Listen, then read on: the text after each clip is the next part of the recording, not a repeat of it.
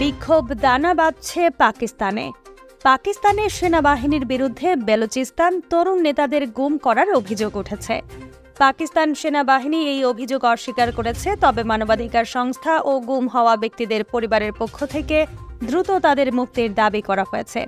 বেলুচিস্তানের গণমাধ্যম দ্য বেলুচিস্তান পোস্টের প্রতিবেদনে বলা হয়েছে, ওই অঞ্চল থেকে এখন পর্যন্ত ৫৫,০০০ গুমের ঘটনা ঘটেছে। দ্য বেলুচিস্তান পোস্ট জানায়, মানবাধিকার কর্মী রশিদ হোসেনের মুক্তির দাবিতে তার পরিবার গত রোববার কোয়েটায় বিক্ষোভ করেছে।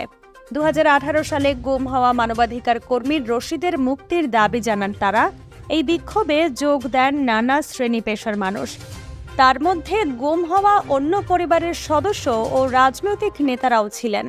বিক্ষোভকারীরা গুম হওয়া ব্যক্তিদের ছবি, ব্যানার ও প্লে কার্ড নিয়ে এই বিক্ষোভে অংশ নেন। তারা গুম হওয়া ব্যক্তিদের মুক্তির দাবিতে স্লোগানও দেন। এই সময় তারা বেলুচিস্তান জনগণের ওপর গণহত্যা চালানো হচ্ছে বলে অভিযোগ তোলে। বিক্ষোভ সমাবেশে বক্তব্য দেন রশিদের মা। তিনি বলেন, তার ছেলে আরব আমিরাতে শ্রমিক ছিলেন। সেখানকার লোকজন তাকে পাকিস্তানের হাতে তুলে দেন। এরপর থেকে রশিদ নিখোঁজ। তিনি বলেন, আমরা দাঁড়ে দাঁড়ে বিচারের জন্য ঘুরেছি, কিন্তু সবখানে আমরা হতাশ হয়েছি।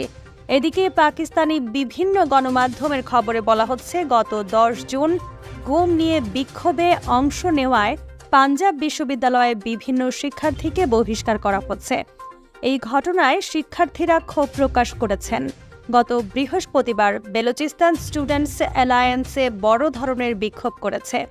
মেডিকেল ও ডেন্টাল কলেজগুলোতে ভর্তি পরীক্ষার ফি বৃদ্ধির প্রতিবাদে তারা এই বিক্ষোভ শুরু করে।